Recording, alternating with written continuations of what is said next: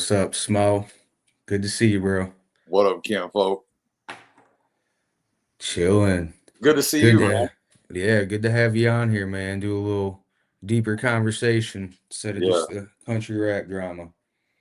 it's good to get a face with a voice since we talk a lot Oh uh yeah, on the phone, but we it's not like we sit around and FaceTime, you know. right. So it's one thing to talk to somebody often. It's another to get to see them. Yeah, And man. I didn't know yeah, you we're were like, involved anymore. oh no, no, for real. Yeah, I guess the last time we saw each other like in real life, I was probably balded out with no beard. Yep. Yeah, I'm letting it come out. I'm gonna be 50 in February on the 14th, and to just be able to still grow hair, and I just never really had an issue with it. I just always kept it shaved. But now to just be able to not cut it and it just grows, I want to see what happens. Right. I just want to see like what's going to happen if I don't cut my hair now and I don't cut my beard now. I've seen the big Smo version of me with the beard, but not You like might look like Big Smo again if that beard gets puffy enough. could be, man. Like especially if I don't cut this and it fills in, which I ain't even worried about it. I'm just like, let's just. I really don't care what I look like anymore. I have no one that I have to like convince to be interested in my visual appearance. I feel that. It's a I've really been like about that for like a while. it's like, am I happy with me? Yes, and like that's really all that matters. Is my wife happy with me? Yes, and then There you go. I draw the line. So it's like not a lot of people that I got to please, but those two people have high standards in health and expectations. So me and my wife keep myself held accountable. Amen. That's good, man. Yeah. So, but yeah, how have you been? Been doing good, just adjusting to the move. Yeah. It's been the biggest thing, but it's really been more of a positive adjustment. I moved back closer to home, so I Yeah. live like an hour and a half north of where I grew up before, and now I live about 15, 20 minutes. So, That's cool. I mean, right. Yeah, so I didn't move back to my hometown, but real close. yeah, that's cool. I would hate to have to relocate just to like, I'm just looking in the room that I'm sitting in right now, and you can't see, but I see that I'm surrounded by stuff. Well, I've been there, yeah, man. That's like And I'm like, that room's yo, full of memory. if I had to move all the stuff just in this room, much less in the entire house, bro, that's a lot of stuff. Now you get to thinking about just how much stuff you got, Yeah. I you know? mean, we stored a bunch of stuff in my parents' barn just because I didn't want to have to move it all in a hurry and I wasn't paying for a storage unit. So we basically moved the essentials, put Yeah. everything else in the barn, and then there's still like a table that goes in the garage and a bookshelf and shit. You know what I mean? It's kind of been slowly moving stuff out. I don't like rushing. I A hate lot of rushing stuff. around, man. We always keep so much stuff. And then the other day I was out in the studio and I was moving some stuff around, looking through some stuff. And I found my toolbox. It's actually like a tool bag that my dad made out of leather and gave it to me on my 18th birthday. And I still have it full of mine and his tools. And I was just like looking at it and I was like, man, this just all this stuff, like this bag, and it's just full of his stuff and my stuff. You just accumulate a lot, man. It's It's just stuff everywhere. Then I look out, it's like there's a bus, there's a food trailer, a van, a truck, a car, that bus is like an apocalypse bus, so that don't count. bro, I'm telling you, that bus has never felt so clutch until just recently. I'm just like, you know what? That bus is a game saver. It's like a to just pull it out and then put it in the sun, and it's a complete, off grid house that you can Right. continue to work off of. It's been a lot of that stuff going through my mind lately. I think just the overall temperature of the nation and the The world, man. I mean, it's hot getting topics, that are being discussed right now. I'm like, I like to play video games. right? I like VR. I think it's really cool to be able to play these VR games, you know? I'm like, life isn't much different than these simulated VR games. You know, it's just a couple of choices that you have no control over before you're knee deep in it. And like, are you prepared? You know, like, have you thought about calorically how much food you're going to need to have to survive for the first 7 days? You know, and do you, how many people are in your house? And then do you know what that calorically times that many people, what food source that's going to be, non-perishable that you can have to hang out for a couple of weeks if the fit hits the shan. Uh, you know, Thank God I live in Michigan because it's pretty much up here is if you can't shoot a deer, then you don't need to be trying. right? But There's I so mean, many of them running around. Like you, agreed. That goes without saying. I mean, look, if it got ugly, I'm sure that I would probably fall from my vegan ways. right? Yeah, Like, let's be honest. If it came down to my survival, right. I live on a cattle farm. Sheila, my pet. I was like, I hate to see you go, baby, but You before me. yeah, and it's you don't think about that because of course I would never want to hurt Sheila ever. I love her. She has a golden soul. This is my cow that I'm talking about. And but in times like that, man, you never know what you're gonna do when you're faced with things like hunger and um, for and providing for your family. So I don't know. I just been thinking with everything, like the government being shut down, and then the food, the SNAP food stuff being you know Yeah, whatever. I've seen where people think it's a running joke to sit there and talk about they're gonna run up and snatch people's food at the grocery store and shit like that. Like that's wild, man. Yeah, that's not going to happen. So Obviously. I'm sure that's just a lot of like TikTok clickbait stuff that people, Yeah, for sure.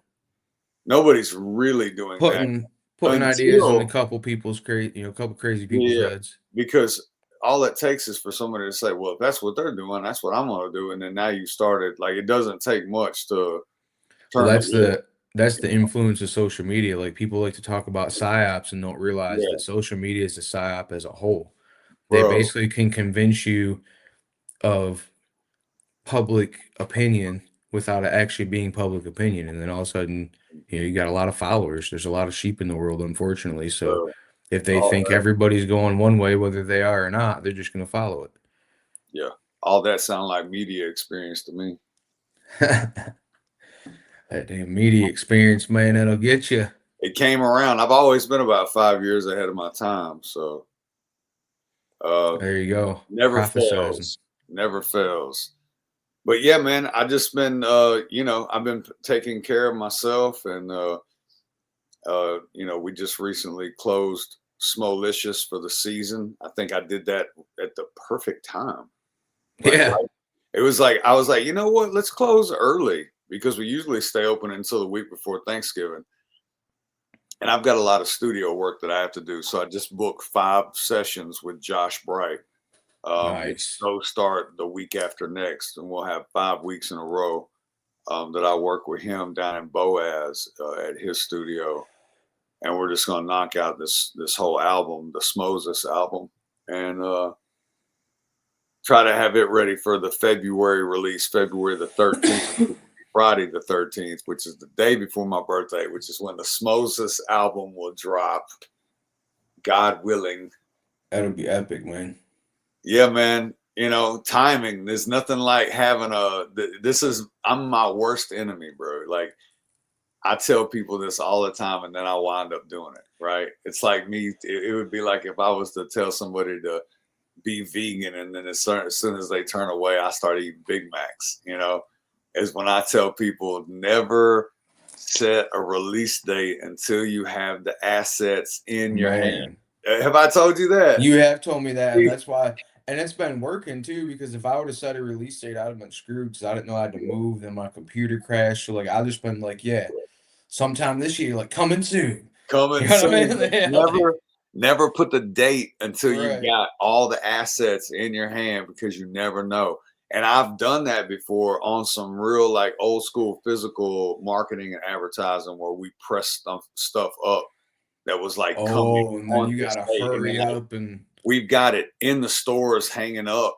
This is back whenever we were doing deals like at the CD shops. I don't know if y'all remember those Hastings and stuff like that. We did consignment deals I mean, where I remember CD shops, but yeah. Well, for an independent artist in that time, like if you wanted to sell your CDs in that store where they sold other CDs, you would go consignment. in and you would work out a consignment deal Right. if they allowed it. And basically that meant that you delivered your CDs and As they sold them, they paid you, they yeah. sold them and then they kept a percentage and then they paid you out once you sold out.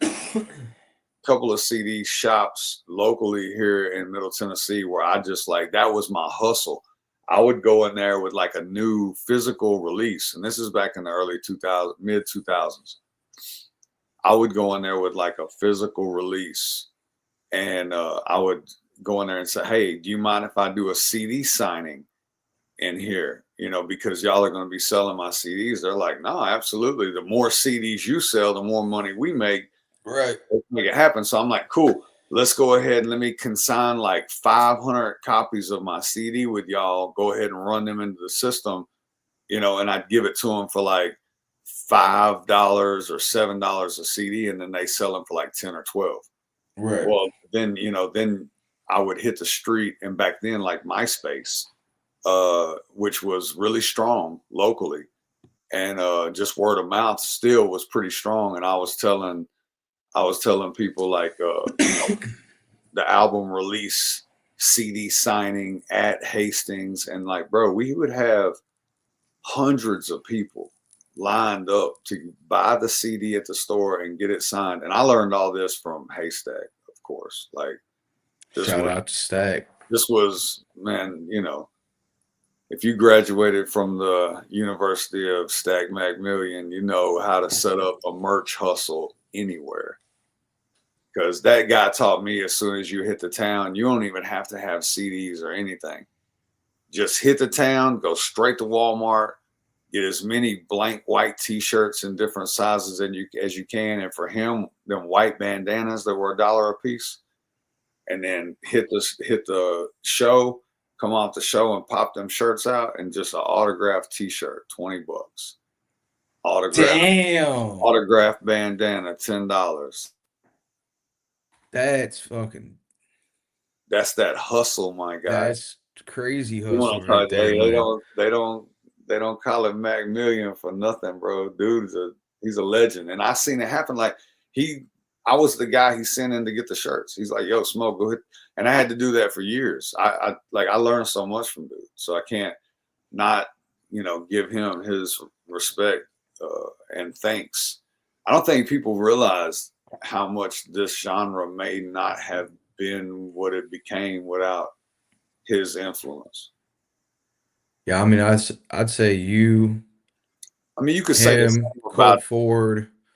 yeah, There's, you could say the same for a few you people. guys are kind of the brush cutters. You could say the same for Johnny Cash. Like I don't think this genre would be what it is without Johnny Cash. But in the same sense of like that, like Stack had that kind of influence on country rap, even without him trying to influence it as country rap. Like Yeah, definitely. he wasn't even trying to do country rap. He was just doing Southern rap. You know what I'm saying? His was like that South rap.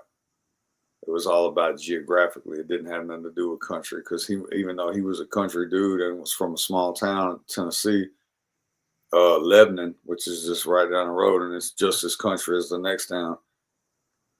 He was a real street dude. So, and he came up in Street Flavor Records. Oh, I didn't know that. Yeah, That's what's man. up. Sonny,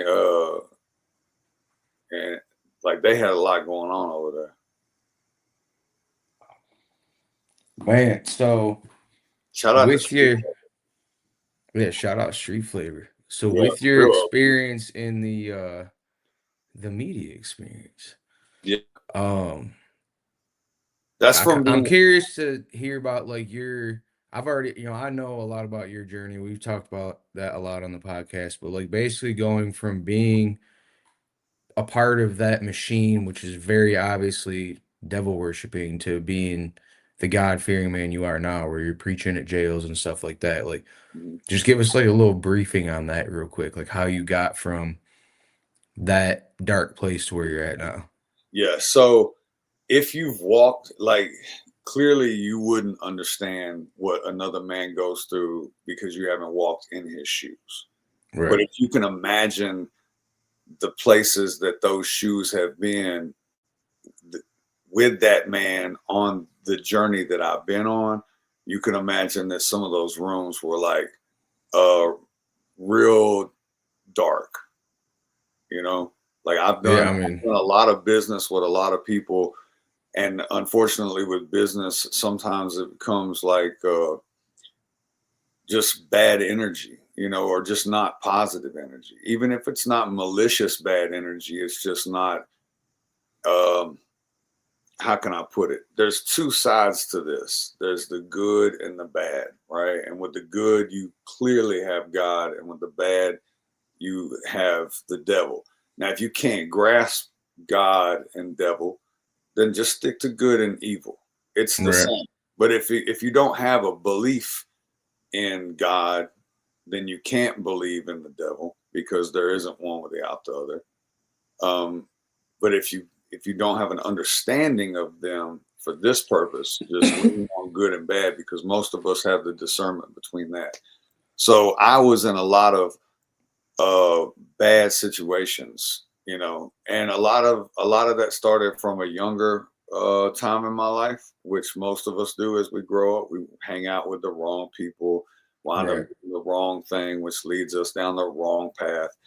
And we just never know the people that we may have turned out to be had we made a different choice a long time ago. But regardless of that choice and the path that we were set on, like, I believe that that is all. Even though we have free will, I believe that uh, there is a higher power that gives us purpose in our path. Guidance, yeah, for Yeah, sure. and even when you make mistakes, that's part of the guidance. Like, even more so, I think the mistakes are necessary. From it's like you want your kid to you don't want your kid to fall down and get hurt, but you want your kid to fall down so it'll learn to pick itself back up. Right. you know God doesn't want us to hurt ourselves over and over and over again and live this terrible life. He would love to see us touch the hot stove and learn our lesson, and be like, "Ooh, I'm not touching the hot stove again. Sorry about Exactly. that." See, Like and that. that's one thing, like even when I strayed away from my faith, and that's something I wanted to get into too, because you had a hand in the full circle for me. Mhm. But even then, I just didn't acknowledge it as God. I would say like my higher power or my inner Yeah, being, whatever the fuck term, the you know what I mean? universe. Yeah. And Yeah, I was very in tune with that guidance. So like I would do something stupid and it would instantly, you can say voices in your head, whatever, but you can tell the yeah, difference. And it would instantly be like, all right, what'd you learn? Like, yeah, you know better now? Like, you don't be doing that dumb shit. Like, you know what I mean? yeah. Like, It's almost like the internal father figure in it's like your father figure speaking to your soul, not even you as sure, a person. it's your higher consciousness, Yeah, but that's what it's people don't like, understand. Like, that's where a lot of people, I feel like, have separated the two, and then they're like, New Age, but I don't believe in God, but I believe in universe and my yeah, higher consciousness connecting into this fifth dimensional consciousness that is the universe. And I'm like, so you just described God. yeah. You just Like, So that's where I was, in this dark path that I was on.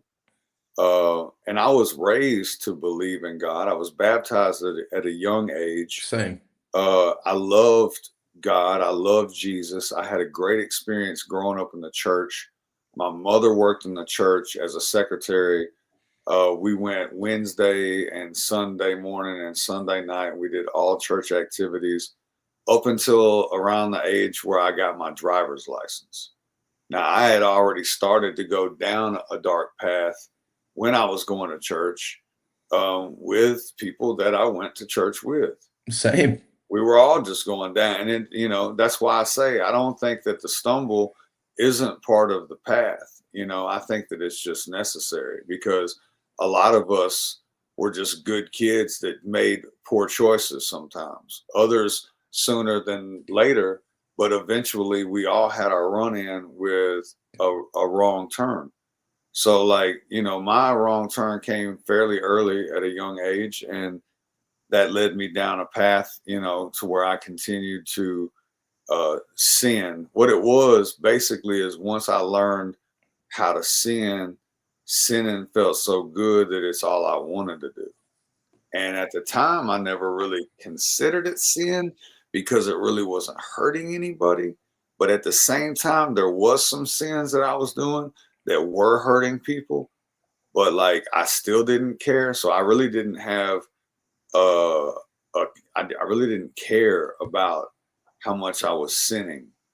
And I think that became a problem to where I was so numb to because I was raised to know the consequences of sin meant to go to hell. But I got to a certain age where I wrote that off kind of like the Easter bunny, Yeah, where that I makes was like, sense. where I was just like, man, like, yeah, that worked for a little while, but I know we all screw up, you know what I'm saying? And then Well, and yeah, so I got to a point where I kind of wrote off my sins and then my sins become very habitual. And I think that, because I was introduced to alcohol and drugs and pornography and cussing and stealing and all that at such a young age that sin was just part of what my life was, and it was just my normal. Um, and I didn't really look at it as bad because I didn't see anybody get physically hurt. But now I know that there's really no difference. You know what I'm saying? God doesn't really have a sin spectrum. It's like, uh, and the Bible even says like it's looked at the same. Like committing one sin is no this. So like adultery is no different than murder. When you're having to answer for your sins, like there is no like 0 to 10 on right. There's no, any yeah, scale. There's no scale. It's just like boom, there's another one, boom, and they're not lighter than the other. So once I realized that, and there was times where I had this where you could say God came to me in my life, and I just wasn't listening. Like he definitely has never turned his back on me or hasn't not been there. It's just me not listening or me not looking. yeah. Never I have. hear that. So for me personally, I've always kind of had the experience. Um, like when you're talking about younger getting into a lot of sin and stuff, for me, it's always been like too dumb to know better. I would get away with stuff. Like for example, drinking and driving. Yeah. You know what I mean? I don't do it anymore for a reason because I got lucky and never got no WI. Right. But when I was younger, I felt like it was like young and dumb. And then it got to a point where I had a wake up call and it was like, all right, now you know better. Hmm. I'm not protecting you from that anymore. You lost that protection. You know better. Don't fucking Yeah. do it anymore. And that's something that's always stuck with me. It's like once I learned that lesson and have that awakening or whatever you want to call it, Yeah. where it's like God speaking to me, like, okay, now you know better. Like, I know, like, okay, I'm not protected from doing that dumb shit anymore. I better straighten up. Right.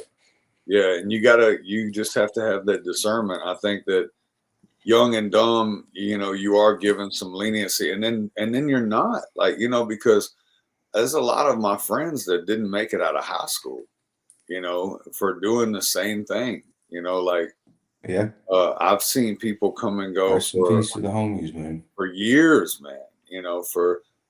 I remember the first person that died when I was in middle school that I went to school with, and it was at a Halloween. It was at a hayride, and that was a party that I was supposed to be at, and I was sick. Like I was real sick as a kid. I stayed sick a lot, and that year I was real sick, and I just stayed home. And then the next morning, we got a call, and it was, like the first kid that I knew that had died, and it was just like some freak accident. Like it really wasn't. It was Man, the like, first kid I knew died. Fucking rest in peace, Ben Willard, man. I was a freshman in high school, and this is back when weed was still extremely illegal, but we just started getting medical in Michigan. right. And he got shot in the back of the head over an ounce of weed in the wrong. He shouldn't even been on that side of town type of thing. I mean, you can say all the cliches about it, but end of the Yeah, day, yeah, he got killed over a bag of weed. that's terrible. Yeah, that Yeah, was some and it's wild just, shit. I had lost. I had a death in my family when I was young, too young to understand the impact that had on my family because Same. I was the youngest. Same. That's You wild, know, man.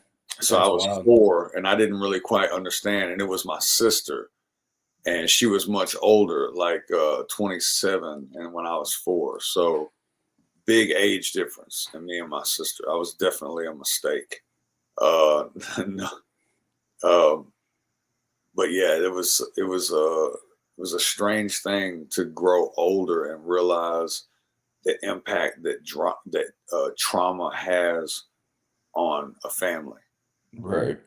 Like I remember whenever it was the first time that a motorcycle, because she was died in a motorcycle wreck, the first time that a motorcycle came up in conversation of us wanting to get, I think it was a mini bike, and like the way that my mom reacted to it, and then her laying down the like a family rule at that point. It was like no one is to ever own a motorcycle in his family, and I was just like, it was just like I would have never known that it wasn't a rule in every family. The way that she Okay. laid that rule down, I was just like, whoa, okay, no motorcycles allowed. You Man, know, my family was the complete opposite. My dad was like, "You ready for your first motorcycle?" I think I got oh, my first bike when I was 4. my dad Real rode talk. motorcycles, and he wrecked motorcycles, but still didn't have a thing against them until my sister got killed on one, and it was just like that trauma Right. affected them. That's what I'm saying. Like I had never seen trauma affect a family so much until once I got older and I realized the trauma of my sister's death and what that had done to my family. Because we wound up, my parents wound up bringing her son into our home, and then me growing up with my nephew being my older brother. So like imagine like that. So that incident of that Right. changed my entire life. It was like this that one choice, whatever choice it was. The person who hit her chose to drink that day. They chose to leave and get on their motorcycle and go somewhere. Whatever the choice, it's like, but we all have these choices, and every choice has a consequence or a repercussion. Everybody has You know, choices. and I think that we don't think about that anymore because we have this like uh strange like entitlement of this is my timeline, like this is my life, you There know. is no timeline. Time's And, not linear. That's what yeah, people don't understand. and it's like this is my life. I'll do it like this. This is not your life. Like This you, kind of goes back to like what we were talking about with the new age and the God thing, dude, because it's like there's a lot of people that will sit there and be like, yeah, infinity and time is, I say it all the time, but I genuinely like studied it and believe it and have a better understanding. And there's a lot of people who be like, time is eternal, time is fake, it's non-linear, duh, duh. And then it goes back to what you're talking about. Like they sit here and have this image in their head like they're gonna live to be 80 and like this is their time, their timeline of yeah, life, like you said. And it's like, hold on, you don't think time's linear, but you have this linear timeline of your life. That doesn't make sense. right, Like, come on now. yeah. And people sit around like I've seen people 40 or 50 years old. Like it would be like me saying today, I'm having a midlife crisis. Like, bro, you about to be 50. You think you about to see 100? Like, you should have had your midlife crisis 20 years ago, G. Right, for real. And like, once you get to a certain age, and what I'm really just trying to get a lot of the younger people that I'm around to understand is you have to cherish the time that you got, and you have to spend it doing more quality things than just wasting it on so many. Like the devil has us so distracted, and then, going back to like what the good and evil, and my understanding and my relationship with God. If your eyes are open to what's going on around you, you can see that there's good going on, and then there's pure evil going There's on. a major shift happening right now too. There is a battle that's being fought right now. It is in The a battle's been being fought. it's There's a being it's, major fi- it's shift in the happening tide of the right battle. now, and every day our choices are fueling it back and forth. And the more people that we have like living this reckless, sinful, demonic, devilish lifestyle, it keeps adding to their side. Tipping the scale. And it's like, but people do so much good, and because we're made in the image of God, that we naturally want to be good people. And there's more of us that are leaning to the side to be better people than there are people that are like wholeheartedly trying to be worse people. Well, But that's the thing. I it's think there's been a big shift. I think a lot of people are trying to better themselves for whatever their own personal reason is. That I've been seeing it a lot. You've watched the internet. The internet's still like a evil place for sure, but I see a lot of people using it to learn how to better their lives, and like whether it's get healthier or what I yeah. mean, whatever I mean, whatever face that takes, what I mean, there's a lot of different avenues to that, but I look, see my people take, choosing to have a positive impact instead of a negative one a lot more. me too. And my take on like this, the good and evil, really comes down to personal intention. Like your lighter in your hand isn't an evil object until you intentionally do something evil with it. It's just like gun laws. A gun I mean, the I whole have, political thing, but that's exactly the same thing. A gun my is not gun is evil. not evil. You My can use it gun, to go good or evil. You can use it to feed your family. yeah, That's good. it's You can not. use it to, It's stand up to literally tyranny. just. It's literally just holding a curtain at this point. It's doing nothing until I pick it up with evil intentions and carry out some sort of demonic attack with it.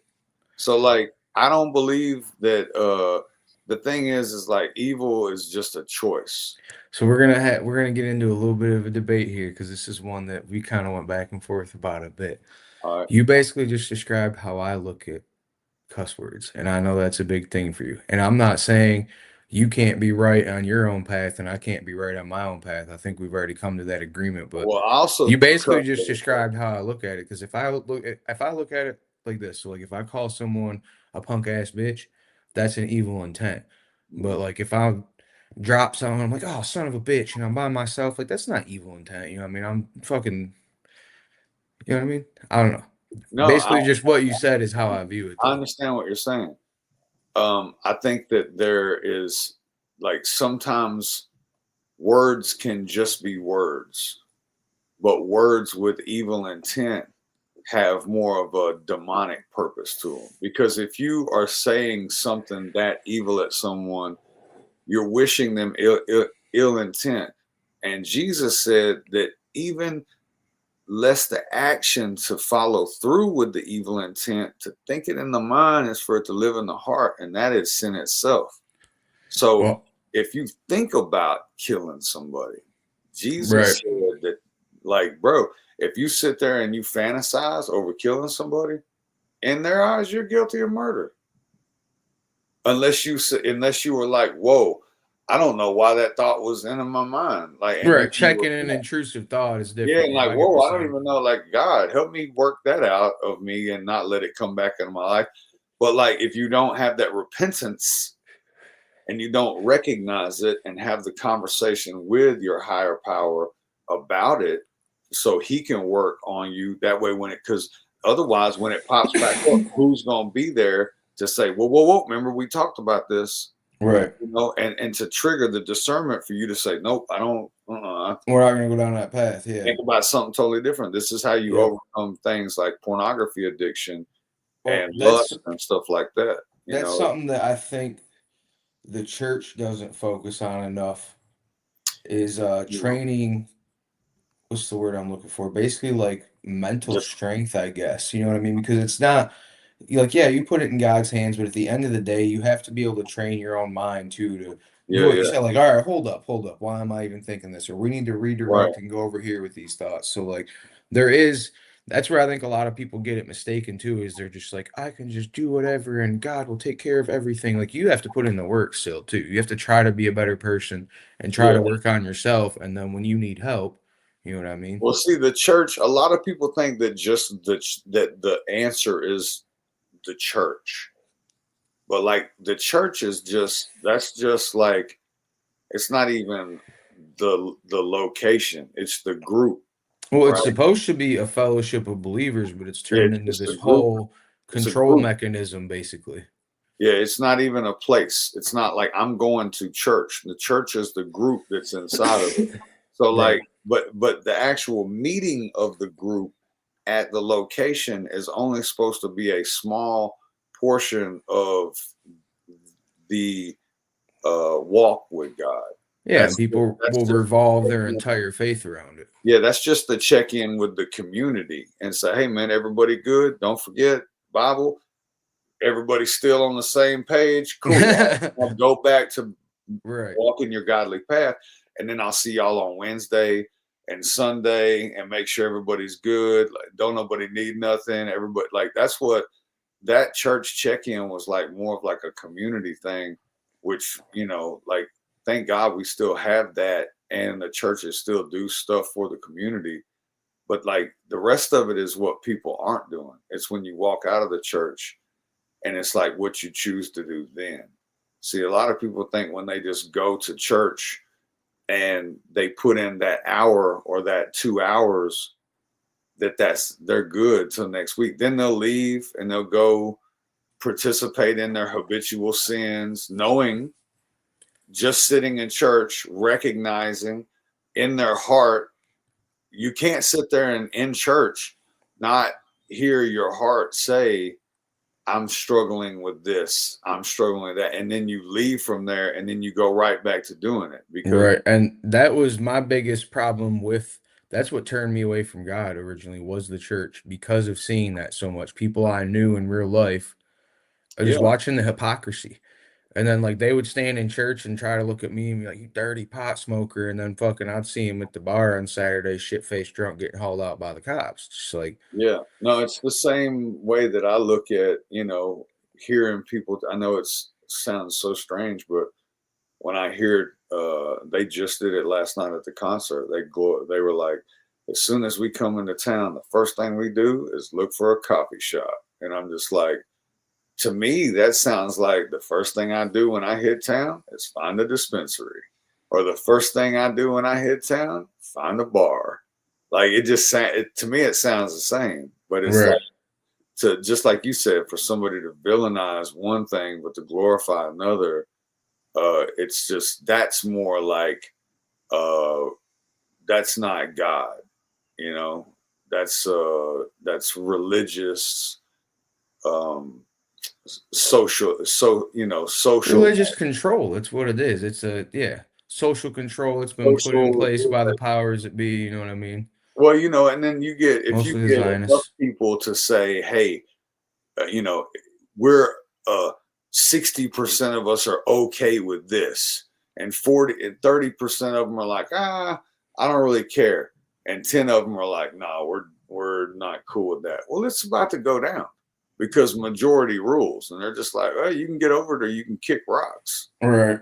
and then we'll get more people in here that are cool with our idea, and that's how I see like churches working, because every church that I've like been around operates slightly different, even in the same denominations. Like Right. some Southern Baptists are more lenient than other Southern Baptists. Like you've got like deep fried Southern Baptists and then like grilled Southern Baptists. It's like it's different.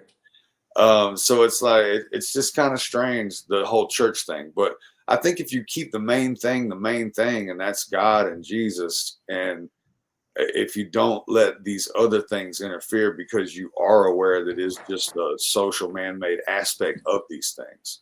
Right, exactly. I mean, that's what took me a minute too. And then I spent a lot of time where I was very in tune with God, but refused to acknowledge it as God just because of my experience with the church. And you're one of the people that kind of helped bridge that gap, man. That was one thing I want to talk about because, I did it all, dude. Like I was with the new age stuff. I never did like any witchcraft shit or anything like that. But like I still have crystals. Like that's one thing I look at is like that's something else.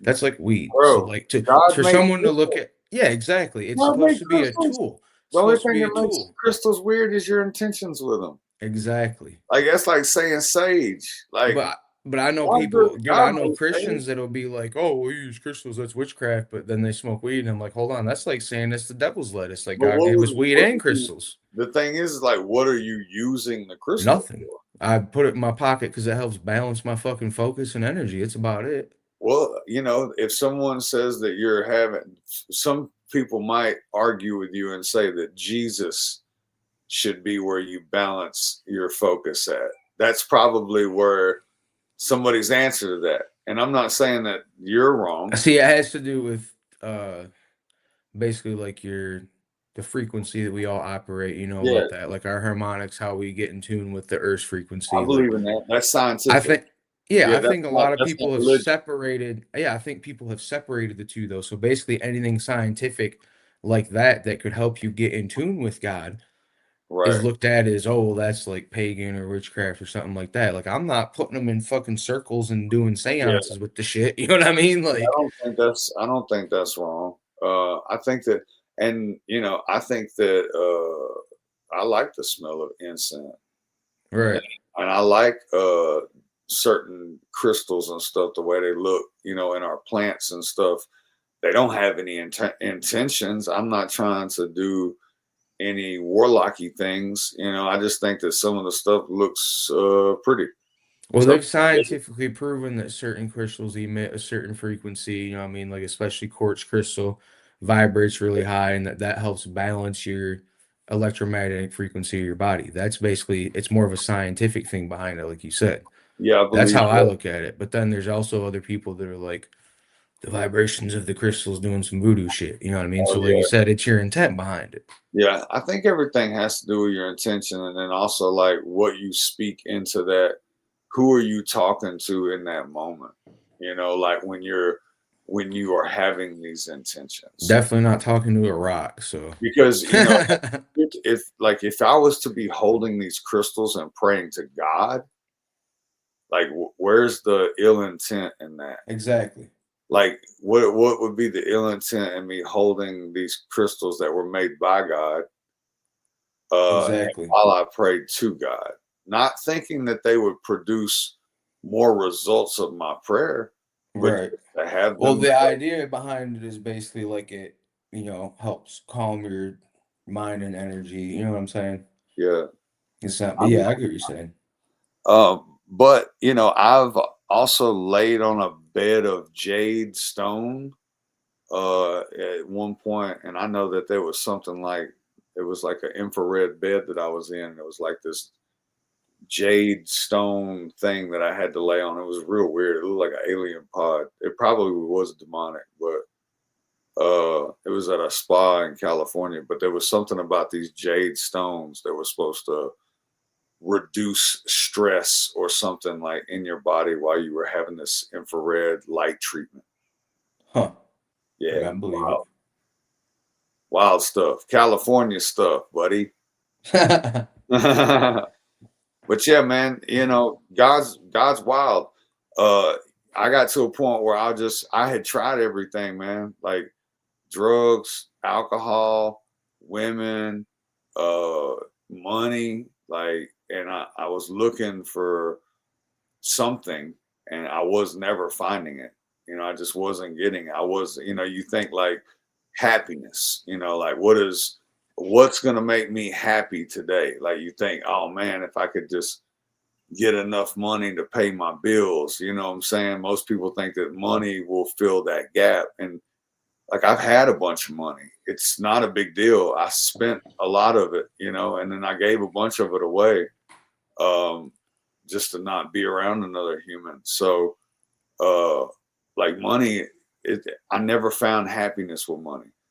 Um, I never found like even with when it came to relationships, like I just recently in the past 10 years of my life found somebody that actually made me happy. But for 40 years before that, like I never really knew what real love felt like.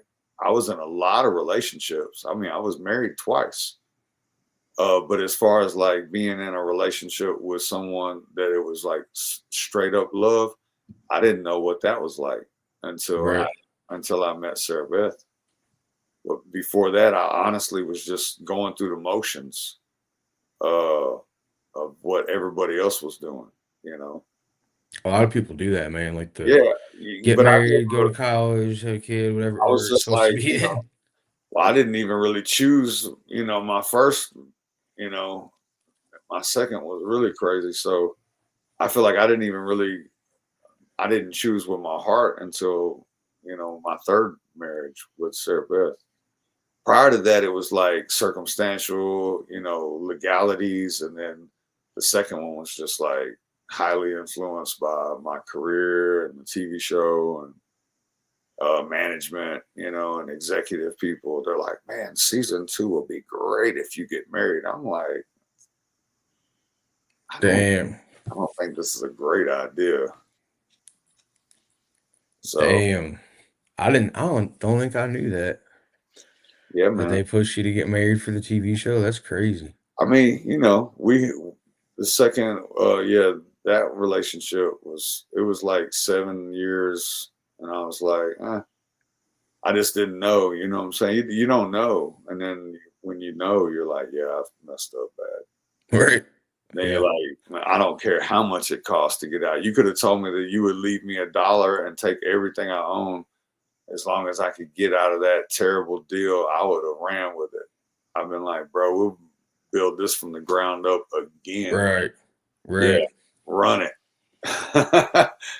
And that's why I'm saying like money doesn't really matter. And then you could, once I quit drinking alcohol, I used to drink a lot, and I used to hide in the alcohol. Alcohol's a real easy one to hide in. Yeah, for All you sure. got to do is have a drink in your hand, and then you don't even have to explain anything. You know what I'm saying? You could just have the drink, and then it says everything for you. You know, and That's deep. Yeah. well, it's real easy to hide in alcohol. All you got to do is say, hey, and drink, and then you can move on. Everything's cool. There's not a whole lot of words that was said. Right. It was just like everybody's like, oh yeah, he's got a drink. Oh yeah, he's probably having a good time. Yeah, man. And then keep it going. It's like I remember being in so many places in Nashville whenever I was signed to Warner Brothers, like going to different parties and stuff, and like, man, they would drink so much, bro. And I was just like, I drank a lot too. You got to remember during a 90-minute set, I would drink a half gallon of whiskey. So, and Damn. oh, easy, bro, easy. That's just Damn. that's just what I would drink on I stage. mean, I used to drink a lot of fucking whiskey, but I don't know about a half gallon in 90 minutes. I'd be stumbling off stage I mean, for I sure. was, but like He the said I was. the adrenaline of performing and everything, and like, you pouring shots in people's mouths in the front row. It's not like I Okay, drink yeah. every I drop of got a you. half, but Yeah. we would go through a half gallon on stage, and then a fifth at the merch table, doing shots with people and everything, and get on the bus, and we'd have a few shots and a few mixed drinks or whatever, wind up at some IHOP 3 o'clock in the morning between cities, ordering 3 plates of food, not because I needed it, just because I could, and it was just like such a wild lifestyle, man. But it caught up quick, Right. caught up quick, and I think when God gave me the second chance at life, I really didn't know how valuable life was until they they told me that I had to have that open heart surgery and that I might not survive. Nobody's ever told me those words. You know, it's not like anytime I even had a close call at a near death experience or whatever, nobody ever said, "Hey, you might die here in a minute." So I never had like Right. Well, usually a those chance to happen think. fast, but You know, but when someone gives you the chance to think about it, like, hey, you could die, like you're on the verge of dying. So we're gonna have to cut your chest open and pull your heart out and work and finagle with stuff and then put it back in, and we're gonna pray that all that works out good, you know. I was just like, I mean, I turned ghost white, bro, and I mean, like a sweat came over me that I had never felt before, and it was just like, I I've was like, had that yo, sentencing hearing before. I was like, I could die. I could really die. And somebody's giving me the chance to think about it. So I think that was the first time that God ever like, not the first time that he like stepped in, but it was the first time that he ever like, you know, when you get thumped on the back of your Yeah, head, fucking wake up, like motherfucker. one of Yeah. them, bow. And I was like, yo, everything's got to change. And I did, you know, I did. Thank God I did, man, because a lot of people don't. It's like 8 out of 10 don't. And they say, you know, my surgeon, he told me, he said, if you don't change, man, you'll be back in here in like 4 to 6 years having another one. If you're lucky, you might not make it that long. And I was like, well, how long have I lived if I do change? He's like, oh, if you can change the way you live, you can live a really long time, especially now. You got a brand new heart in there, pretty much. Like your heart's fine. It was just your valves, you know, and he's like, your arteries, they're good. Plugged up. He's like, I put brand new ones in there. Like, you're good. And I didn't even know that you had like spare arteries that hang behind your breastplate that are just, they're like spare parts. So like a lot of people had to have like veins taken from their legs or their arms to fix that. He was like, no, I'm not even going to do that. You've got these two arteries right behind your breastplate. They're like spare parts. He's like, I'm just going to use those. They're in perfect condition. And I was like, okay. That's wild shit. And he did. And as soon as I came out of that surgery, man, I felt better. Even whenever I still had the tube down my throat and I came to and I could see the clock. All I could see was one of those white clocks on the wall. And I felt like I was trying to look at that red hand to see that it was moving because I didn't know if I was dead or alive at this point. And it's like that red hand just sat there for so long. And it was just like, bam. And I was like, oh, it went like that second lasted Right. so long. And I was like, I'm alive. I couldn't say anything. And I felt real weird because I had the tube down my throat. And I started like motioning for the nurse. And then whatever they did, they put me back under for sedated me to pull because I was on the breathing machine. You know, they had me Right. the machine, and I was on life support for like an hour and 15 minutes while they did the surgery. So yeah, but you know, like that's like the second chance, you know, and you don't get a lot of those. So I Right. took it serious, you know, and then I took it more serious later, you know. I took it serious at a time. So I was like real serious about the alcohol and the drugs and smoking and everything. I was like, the doctor was like, bro, you really need to like 3 years of straight nothing, 3 to 5 years of just, you need to be sober and you need to not do anything except take your medicine and eat healthy and try to heal. And I was like, done.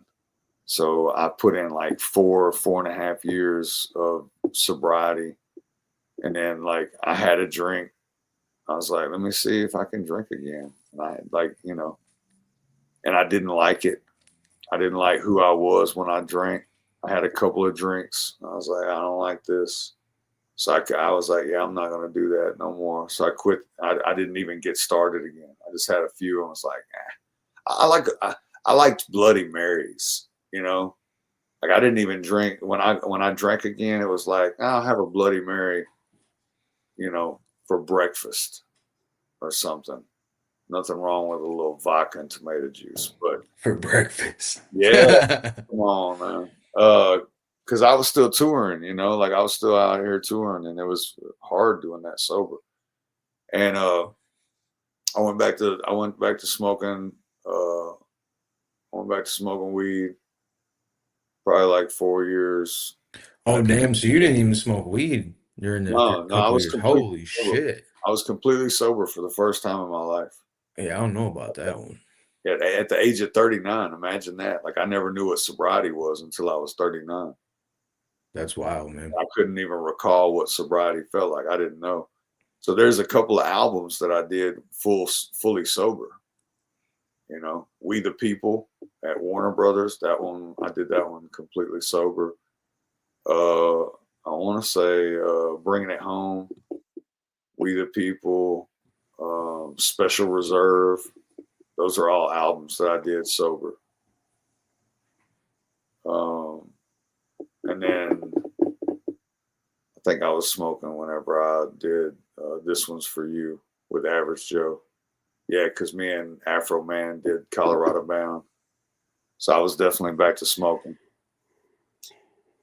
And, you know, it was just one of those things where I adapted this like California sober lifestyle, uh, Right. microdosing on psilocybin, It's the way to do it, man. you That know, California sober keep you out of trouble. and For sure. it did for a long time, but it also kept me distracted, you know, and it's like, again, here it comes down to like, what's your intent? Like, is your intent with your cannabis medicinal, or is your intent to escape?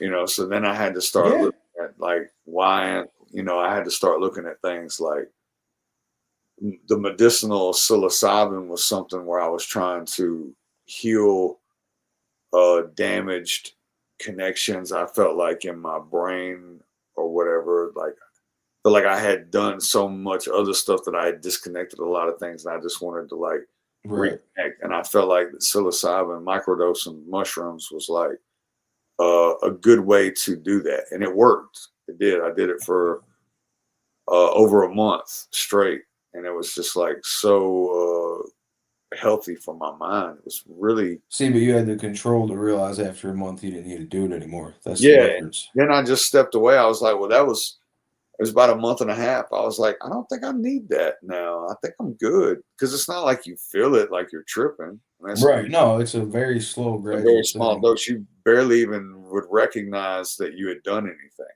You know, Right. it'd be like the equivalent of drinking like a beer through a whole day. It's like you're not going to feel that one beer if you start drinking it. If you took a sip at 8 a.m. and then you finished it at 8 p.m., Right. like you're never going to feel that beer. So, you know, that was my practice for a while. And then we just, you know, we stepped away from everything, uh, you know, and started doing more of like the work at church, at the jail, and everything. So like, you know, I pulled cannabis from like all of my branding and all of my, you know, any of my music. Or, you know, I had a lot of songs that was like glorifying cannabis, and I was going out to the Cowboy Cup in Oklahoma and hosting that Cannabis Cup and judging, you know, the flower and stuff out there. And I've been doing that for like 5 years. And I just, you know, I had read something in the Bible that was like, you know, talking about sin. And it was like, woe to you who sins, but double woe to you who causes my children to sin. And I was like, man, have I been causing people to sin? Yeah, but But you think so? I feel like cannabis is very healing, man. I've seen it like completely. I know I have friends who are straight up addicts with opiates, and they yeah, are thousand, years sober now completely due to cannabis. You know what I mean? So it's like, yeah, 1,000%. But again, it come down to like my perception of my intent with what I was doing. So when I say glorifying, you know, like I wasn't out there educating on a medicinal level. I was more like, you know, when I say rapping about cannabis, I'm like more like trap pack rap. Yeah, okay, you I know, got and you. like Yeah. strain See, bragging. I'm just You know, thinking like I'm thinking like Wiz Khalifa status because like I look at it, so I use it for medicinal and social purpose pretty much. So like yeah, I'm at a point where I don't feel like I need to escape. I definitely don't use weed for that, but I think for cannabis. me it's replaced drinking. So like I'm at a Yeah, bonfire, even if everybody is drinking, you know what I mean? It's like a that's my social thing. I'm gonna roll up a joint I and would smoke and chill with agree. everybody instead of drinking. I would agree. I would say for me, it's like replacing coffee. That too, yeah. It's like, you know, I want a cup of coffee, you know, and but I don't drink caffeine. You know, can I have cannabis and can I, you know, but it's just so frowned on. So I had to remove the, you know, the cannabis, the pushing that with my brand because it conflicts with what I'm trying to do in my community, you know. So I just Yeah. pulled back on that and made it less of a brand item. That Uh, makes sense. I and hear what you're you know, saying. because I'm trying to teach men who struggle with addiction problems how to be better men. And you know, you can't be hypocritical when it comes So to that's what I that. mean, though. You don't think, I know in Tennessee it hasn't gotten to that point yet, but up here, there are literally like Totally rehab different. programs that Yeah. will allow you to smoke weed still. So, Yeah. like, I know it's not like that down there yet, but do you think that that could maybe be something that could be beneficial in the future? Because I've seen it firsthand, man. Like, I've Yeah, watched you know, alcoholic, pill popping, straight up yeah, drug yeah. addicts I turn their believe life around and just smoke weed. yeah, I believe it's definitely like the lesser harmful choice, but you know, the legality of it and the villainization of it But at has the end of the day, that's just government that's overreach. You know government. what I mean? Like, Yeah, you no, come it's up not here and real. it's like I just got off probation, dude. I was on felony probation and I was allowed to smoke weed. They Yeah, drug tested me twice a week randomly, and I dropped dirty for weed every time. And that was not like the yeah, judge said in court at my sentencing. It was yeah, like, Mr. Short, if you have your medical marijuana card, you can smoke as much as you want. I don't care. And I was yeah. like, This we that's got that right unheard because I'm of. running with that. That's unheard of here in Tennessee. Now, do they personally look at it different? Some of them do. Some of them have moved on.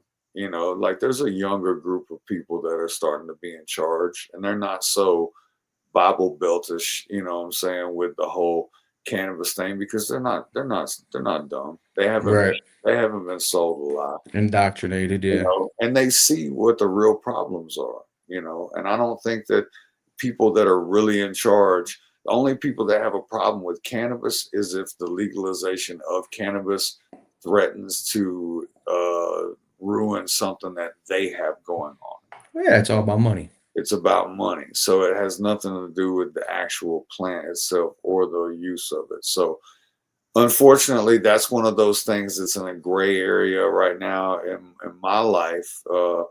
And you know, according to the Bible, it just says, "Do you know that you should uphold the law?" So legally, where I'm at, you know, it's frowned on. So we just leave it at that.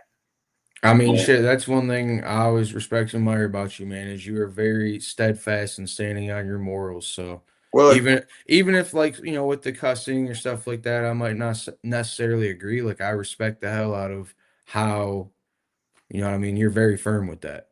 I try, That's but awesome. I still cuss every day. It slips, you know. Right. So like, I am not perfect, and I have not got that dialed in, bro. Like, It's the you know, effort though. I but mean, it's something that you feel is leading you to sin and you need to change. And what I mean, like I said, like I might not necessarily feel that way in my life, but yeah, I'm still over here rooting for you because if that's something that you feel you need to change to be a better yeah. version of Smo, then hell yeah, do it. And I believe that, like, you know, like, here's the thing: if you have the discernment to cuss or not cuss, then inside of you, that's the Holy Spirit.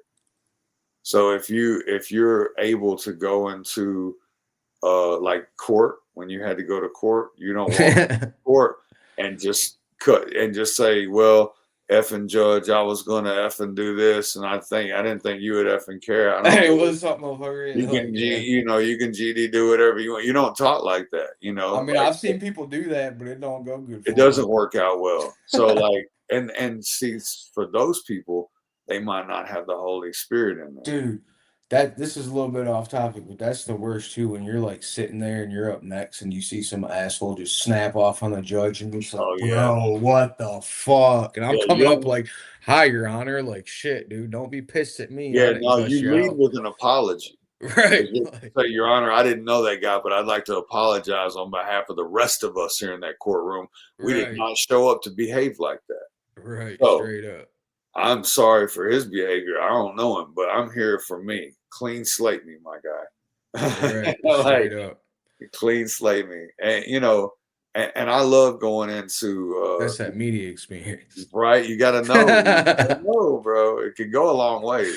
Yeah, for Uh, sure. but I like going into the jail and I like sharing my testimony with the inmates because they see somebody that like they know a version of me. They know like Big Smo, either the rapper or from the TV show or from both or from being in that home and this is my hometown. So being from here, however they know me, they know that my story, they know my story. They know the real story. They're like Right.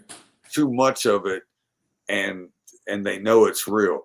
So when I walk into that cell and I tell them like things that I don't tell people on the outside of that cell. Like I can be so open with these guys and I tell them I'm like, bro, I don't have there's 24 of us, sometimes 30.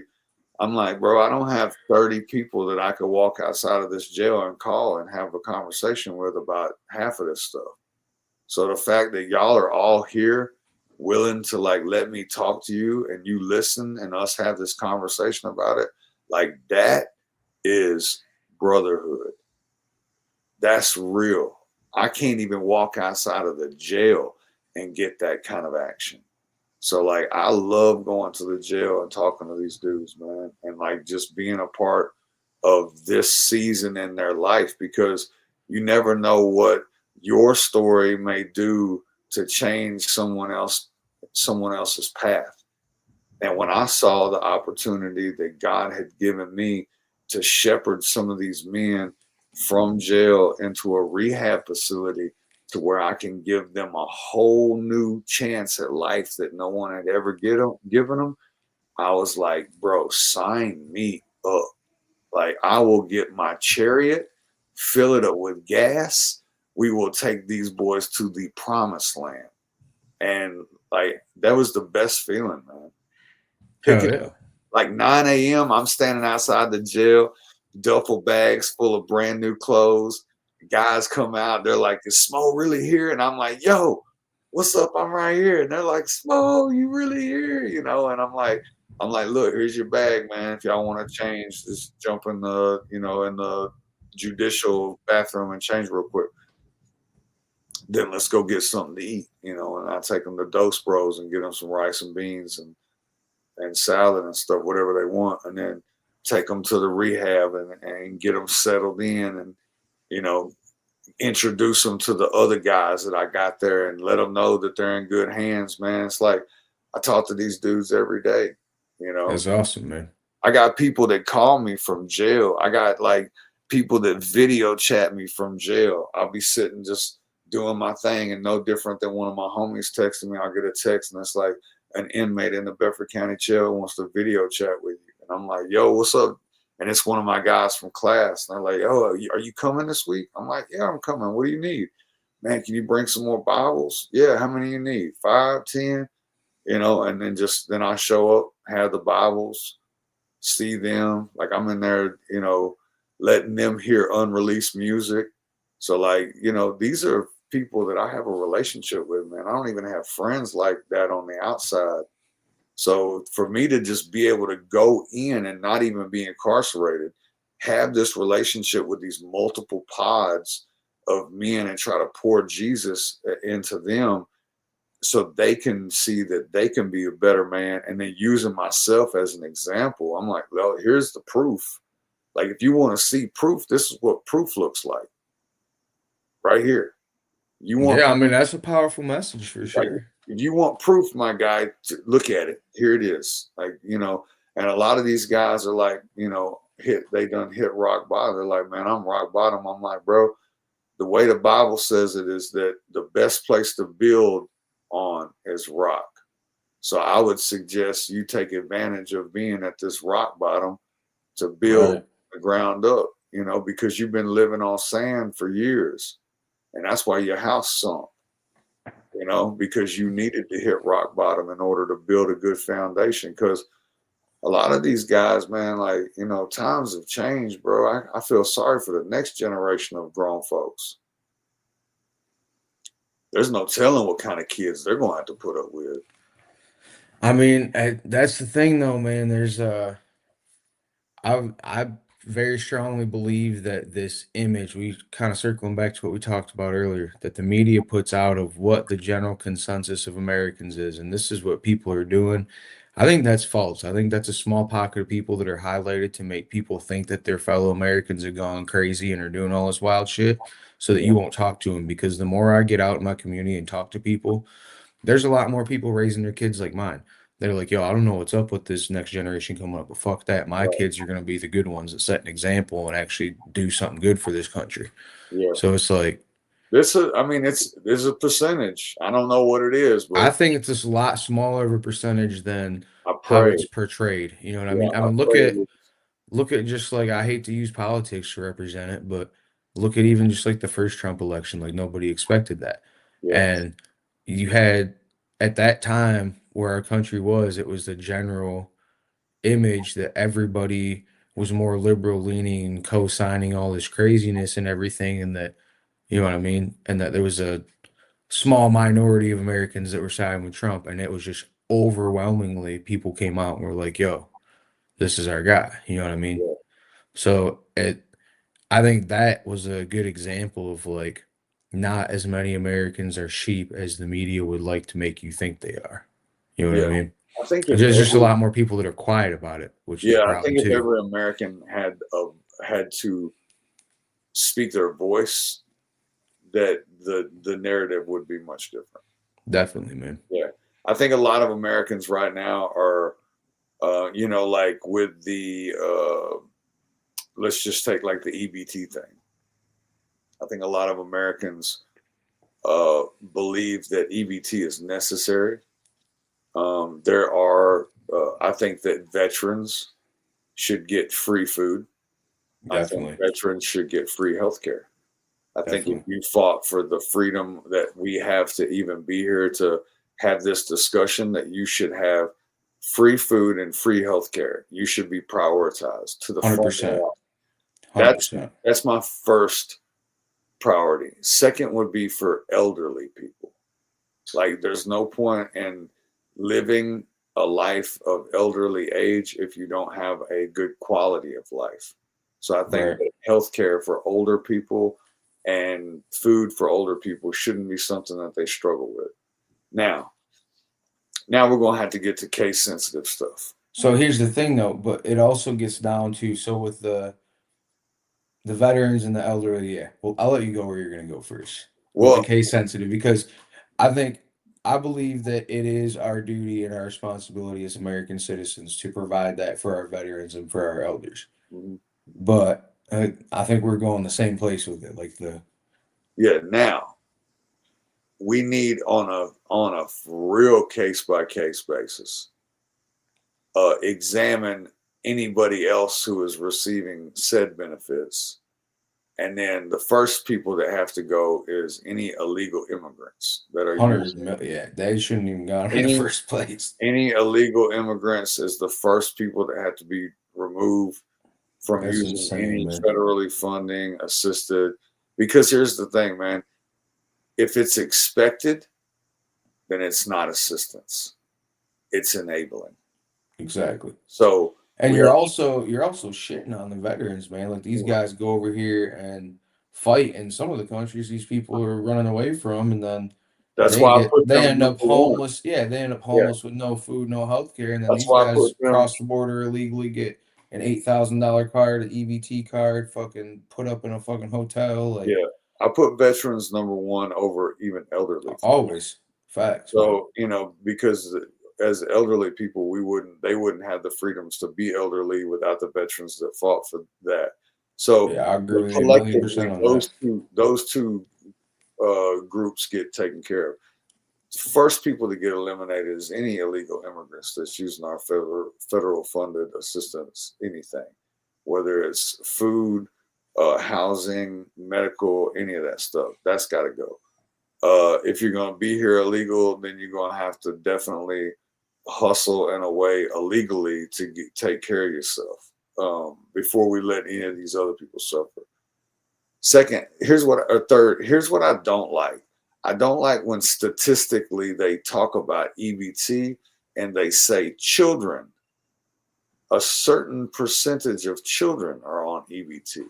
Children can't be on EBT. I don't know any child You can't be. that has gone into the EBT thing and has got a card and has managed and maintained that. So when you use the word children in your statistic, what you should really be saying is some parental figure who controls how that money that is allocated for that children's food health, how that money is to be spent. Now, any of Now us we that get to are the not good ones. idiots know that for 50 cents on the dollar, you could buy said food stamps from almost anybody who is in Yep. the food stamp game. Now, I don't participate in this purchase, but I'm very aware that you can go and get 50 cent on the dollar food stamp all day, every day. Yeah. So the system is broken right there off the front with the illegals and with the misappropriation of funds People taking for advantage illegal, of it. yeah, I for mean, illegal, I'll just say it. We'll be real about it. Like, there's a lot of people get mad about the whole drug testing thing, but I think that would eliminate a lot of like what you're talking about because yeah, most of the people selling their food stamps for I'll it's give you drugs. $100 of food stamps for $50 because they Yeah, just want to go get high. They they ain't trying want to to get eat high. anyways. Yeah, and here's the thing. Not only are they going to sell their food stamps and go get high, but now because they don't have food stamps, now they're going to go to Go the to the food food bank. bank. Yep. And what the food bank is really designed for, now it's being misappropriated. So like everybody has allowed the system to get abused, injured, and now infected to where it almost can't be healed, but it has to be destroyed. Now, I think it would be terrible for anybody to go without food, right? But I think that it's real important that we uh, keep it all the way a 10-point buck here Yeah. and say that if you're buying Reese's peanut butter cups with your EBT food stamp card, then you're misappropriating those funds. Well, isn't there like one man? Hold on, what's it called? WIC. I don't know if it's that just in our state. Would they like do stuff for like moms and stuff? I get and like you can only get certain stuff. Like they give you like bread and peanut butter, WIC, you know what I mean? yeah, WIC is That makes more sense. that's what we were on when we were young. We were on WIC whenever I had my first kids, and I came from being on food stamps because I was on disability when I was a young adult when I first had my first child, and we were very poor. And we were on like I was on disability. My first wife, she was on disability, um, and then my children were both born disabled. Two of my children were born disabled, and then we were on WIC. We were on food stamps, and it was hard.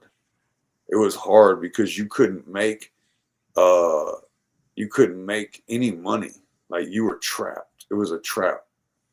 And even though I So worked as on soon as you made money, you lost all that, and then it wasn't yeah, enough to cover it. anything that was on the table, so you had to work under the table. So that's why I worked concrete on a job site because I could get paid cash, but I couldn't get a job at a regular place because they would look at my skin and they would be like, you can't work here, because I had psoriasis and eczema so bad on my hands.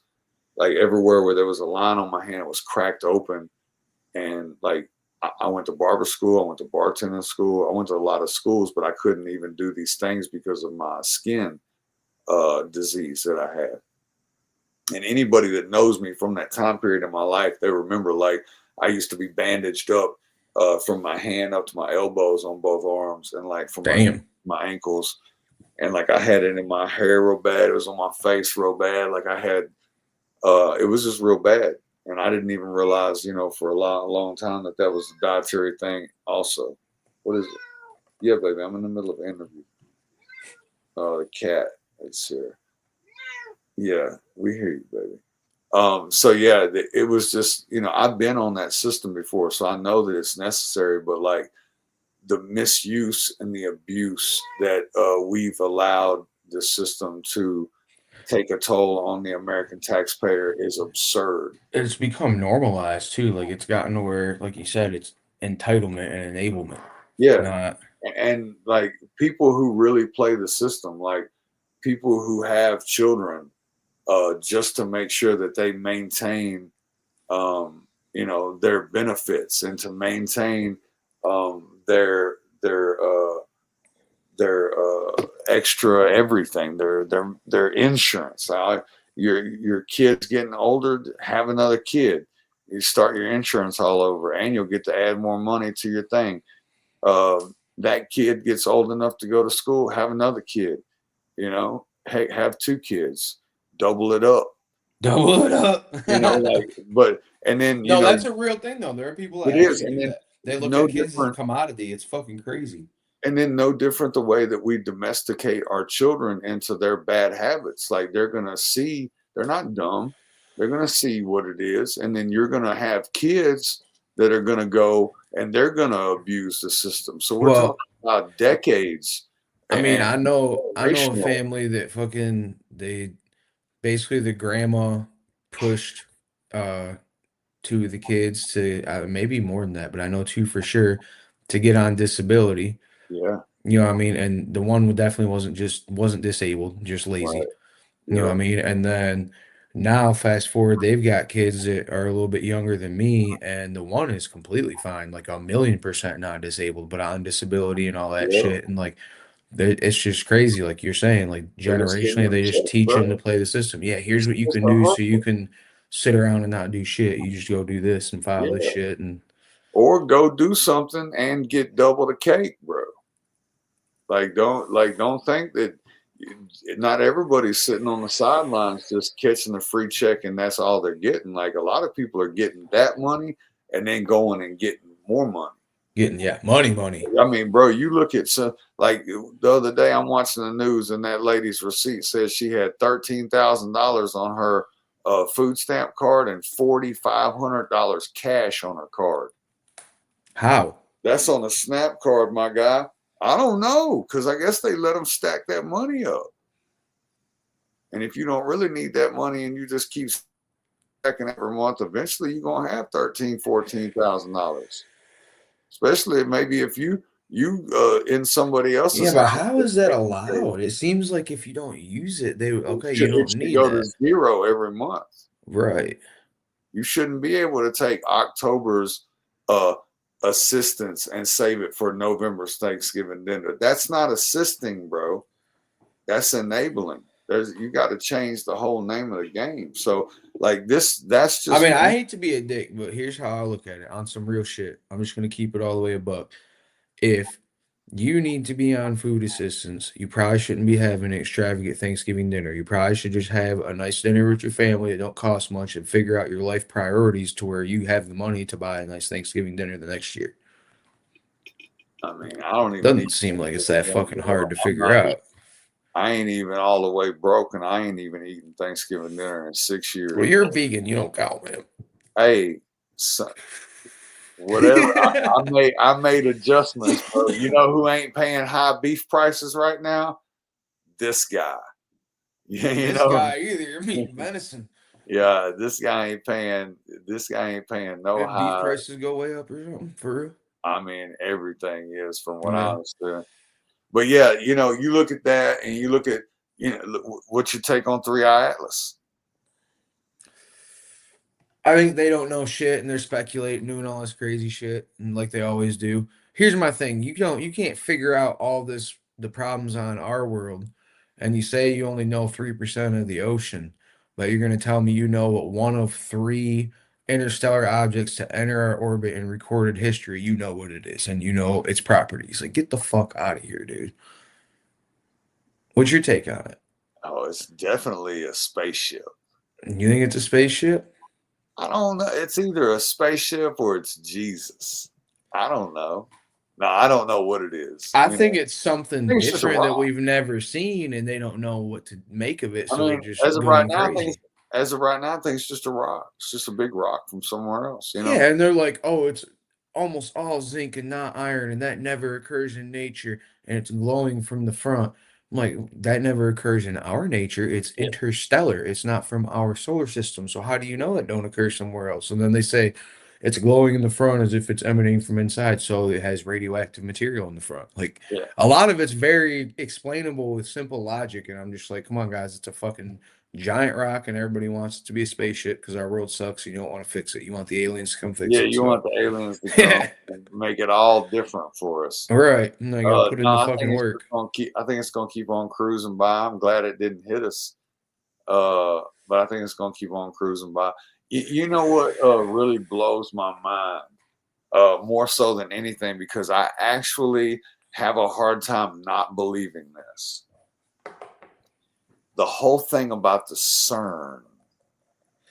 Destroying our universe. I have believed that for a long time. I felt the shift, I man. I just think didn't know what it was. I think that I am in a different dimension than what I'm supposed to be in. I know that sounds weird. No, Uh, I really feel like a timeline crossed over and like a different version of me went we into did like a my time. convergence, man. I feel like we're slowly coming back like this. I hope so because I want back in my old timeline, not my timeline, but my dimension. I need back in my dimension. This one is off slightly. Yeah, Um, it definitely is, and it's harder to manifest your own reality in this one, to be it's honest. this one's weird. Like, and to be aware of it is even more strange because not knowing that I'm 100% right about it still leaves me skeptical. But my gut feeling You tells me know, that I'm right. So I'm like, bro, I'm getting goosebumps talking about it. You like, we're on the same page. I've been feeling like that for a yeah. while, And then over a decade. kid. There's that kid. Uh, there's like a teenage kid who is like done. He's like this genius child who has explained what the CERN had actually done during this time frame. He had worked out this whole equation and come to find out that during this like power surge 11-minute period time that the CERN opened up a gateway Uh-huh. that stayed Dude, I open mean, for 11 minutes. And in that 11 minutes period of time, there was like an outer ring of shadow. It was like a doorway. Like it opened up a door to somewhere else that is not from here. And it caused something here on in our dimension. And I believe that. I feel that. I'm seeing it. I think that's part of what we're here to fix, to be honest with you. I'm I'm having like pulsating fucking like cold chill goosebumps the whole time you're saying all that, dude. That was crazy. Like get I'm a fucking wave of cold and another wave, like that was insane. Now I'm warm again as soon as out of we stop talking about it. every topic, this one has bothered me the most. No, Because dude, it's if the hardest one to talk about because a lot of people just want to write it off as there's no way to prove it. No, no, like, yeah, there right, might not be, but that's it the might not point. work. Doesn't mean it's not real. Because here's the thing, food stamp thing, like the EBT and the WIC and all that stuff, like I'm gonna be okay. Until we're all of us are not okay, then I don't have a choice. A big rock in the sky decides to be something else out of my control. Also, don't have anything to really do with me. I'm just circumstantially part of that equation. Right. Me being in the wrong dimension, that is deeply concerning to me, especially when I feel that I don't belong here. And Dude. where I'm supposed to be right now, a version of me is there and he's having a great time. And he's like, what happened to my life? And all of a sudden, like, everything is going the way that it's supposed to go. And I'm like, yo, I'm over here in his dimension where, like, I don't know, man. I've seen some things in this dimension.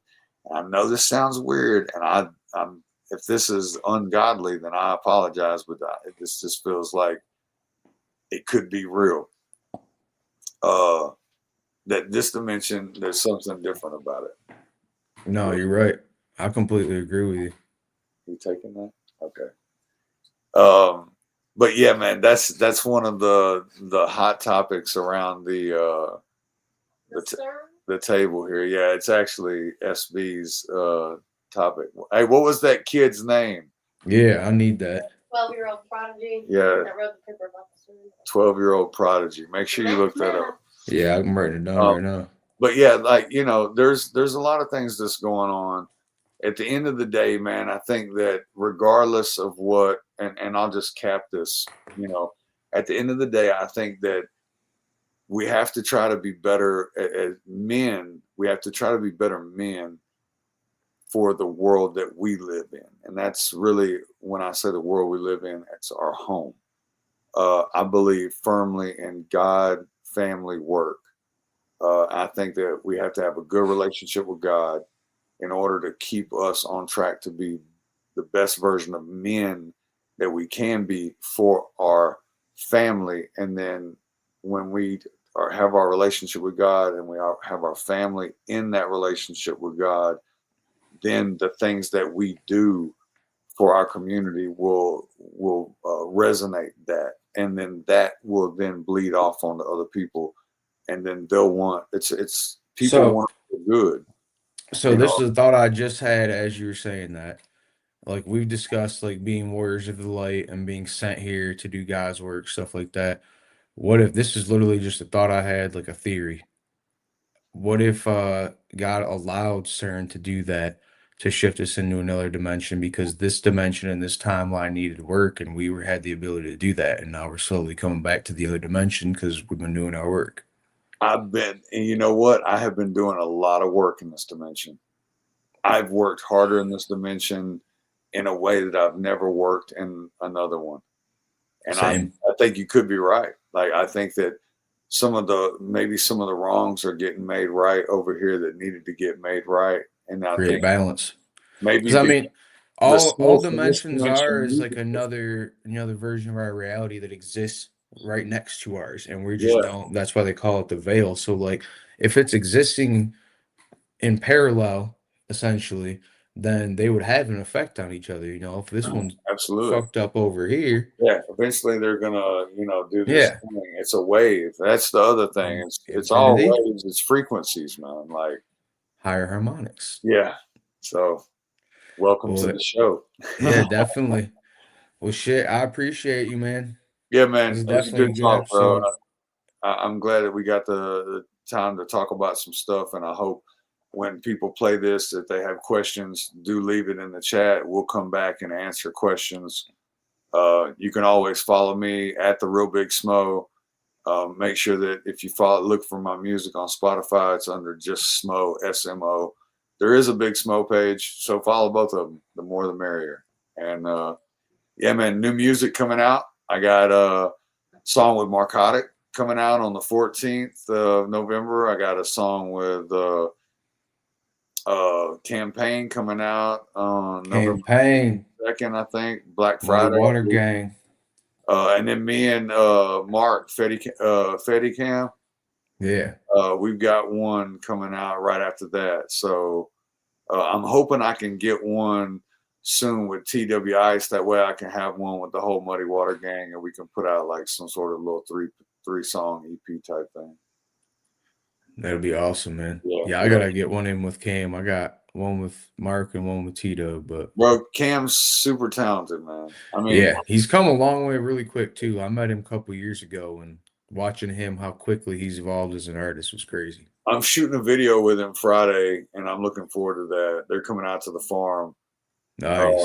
and we've got that gig on Saturday, and me and Marcotic's going to shoot the video for Church in the Trailer on Saturday. So way back when, video shoot Friday, Church in the Trailer video shoot Saturday, and then Big Bubba Bash Saturday night, where I'll be kicking it with the big homie Haystack.